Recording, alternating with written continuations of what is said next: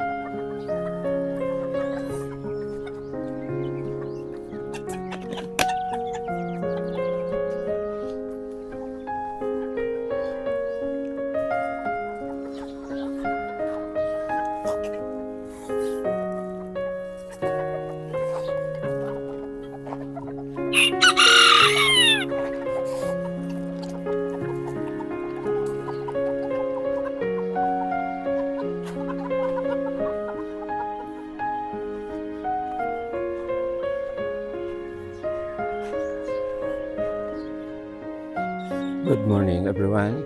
So today is Easter Sunday. Katatapos ko lang nagdilig ng halaman tapos nagpakain. Katatapos ko lang din nagpakain ng aking mga alagang mga fighting cock na manok. So yun ang pinaka the best kong what they call is manok bantam.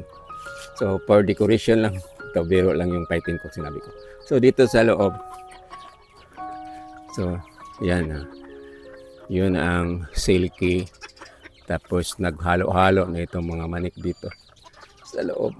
So that is a bantam chicken.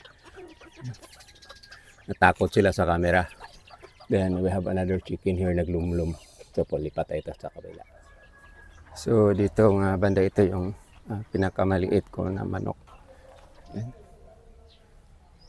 The smallest sa ilang lahat. So ito yung mga ibang chicken ko. Yan. So takot sila sa camera. Then we have yan. Makita nyo that is a silky. Then yung malaki na manok ko that is a bantam there. So ngayon punta na tayo sa bonsai na naman. Yung mga tatrabuhin ko for this morning kasi dito lang kami sa bahay for this Easter Sunday. Then may mga maraming naliligo nakasalubong namin kanina yung bumibili kami ng ulam. So nito i-share ko sa inyo. Yan. So maganda na siya na kaunti because as marami na siyang bunga. Yan. So this is my wild lemon bonsai materials. Then dito tayo. So ito yung nakakita ko. Ito is my mini forest. Ito trabaho ko, including that one there and yung doon. So punta tayo doon sa kabila. So pasyal na lang muna ito dito sa aking maliit na bonsai garden. Nagdidilig ako dito. Napansin ko may maliit na shoot dito lumalabas. So I decided to cut this area para maging maiksi. Kasi matagal ko nang pinag-isipan kasi sobrang taas. So we need to cut down para maging maiksi. Tapos dito na pinaka-last niya this area. So hindi masyadong mataas. Then yan. Ang dami ko pang bonsai materials dito. So ito supposed to be to trim. Dito na sa lupa yung iba. Then may nakita ko kanina habang nagdidilig ako ng halaman dito. Yan, nakita nyo. Naglulubunan na yung mga wire. So need to rewire ulit. Makikita niyo mamaya after. So simula na tayo. Sana hindi ako maabutan ng init ng araw dito. Pag maabutan ako, akong problema kasi magbibilig. So ang gawin ko nito is pikihog lugar dire. Ang gawin ko dito is paiksyon ko ng todo kasi napuno na ni siya aphids. So ang mangyari to is maupaw ni siya. Parang wala nang dahon, parang ang nangyari is back to zero.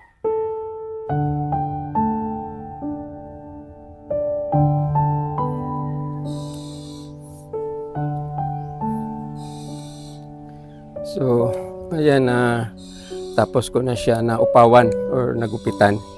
So, hindi ko ma-drop lahat kasi itong gunting na ginamit ko is sobrang liit. Tapos ito namang isang gunting ko is for pruning lang. So, mahirap ikat. So, kailangan ko pala yung malaking gunting para magwapo siya pagka-putol. So, I guess na nagkabunol-bunol yung iba na ng sanga. So, okay na lang. At least na gupitan ko na rin. Sana maalis na itong mga maraming lumilipad na mga aphids. So, lipat naman tayo sa isa. Balik naman ito. Ito na namang isa.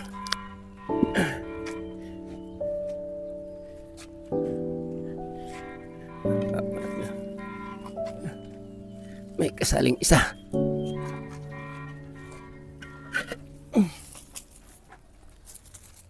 Ito na naman. So, ang gagawin ko dito is tanggalan itong mga damo. Tapos, same pa rin yung nasa taas nga mga dahon ang tatanggalin ko. Then, iwan ito sa baba kasi gusto kong pa-spray doon pa ito hanggang lumalaki siya kasi itong microcarpa, pangit siya pag sobrang liit. Kailangan malaki na bonsai ang gawin itong microcarpa dahil sa dahon niya hindi masyadong lumiliit. So palakihon ko pa ito ng kaunti. So start na ako magtanggal ng dahon. So ang nakaganda lang dito is hindi na kailangan ng gunting pagtanggal ng dahon. Imurang kamayin pagtanggal, wala ng gunting. Dali rin siya matanggal basta opposite lang mo sa pababa yung pagtanggal.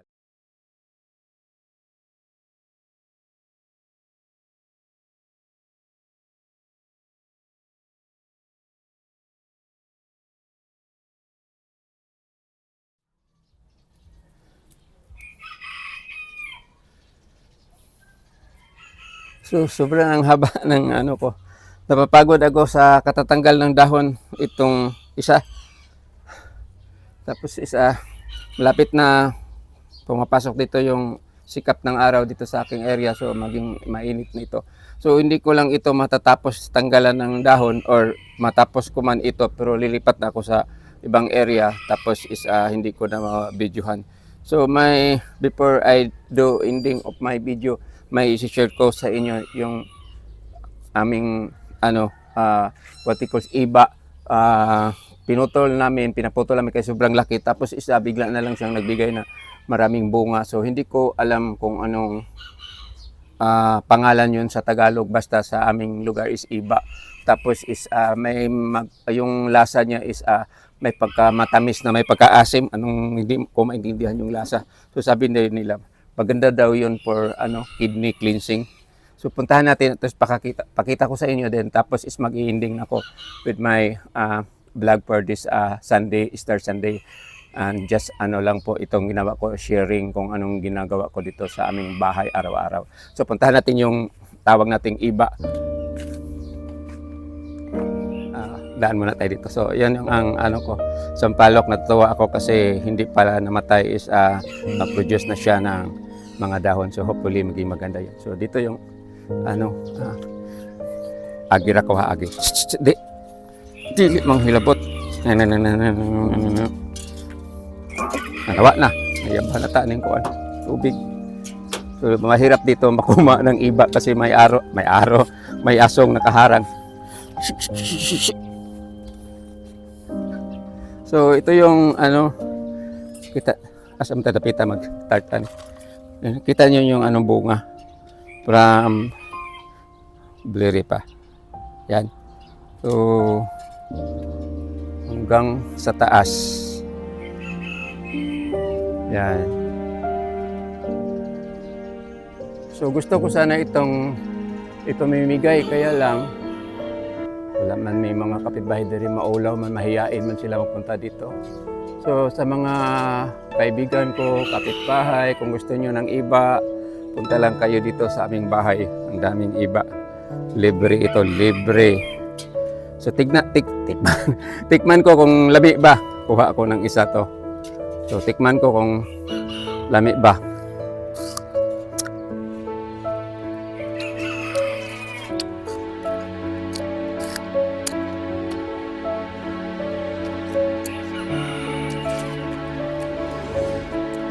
Aslom kayo. Guba tong nawong ani. Ista. Ito namang aso ko. Gabi kaya. Nahugaw na. Pagi ako. Na.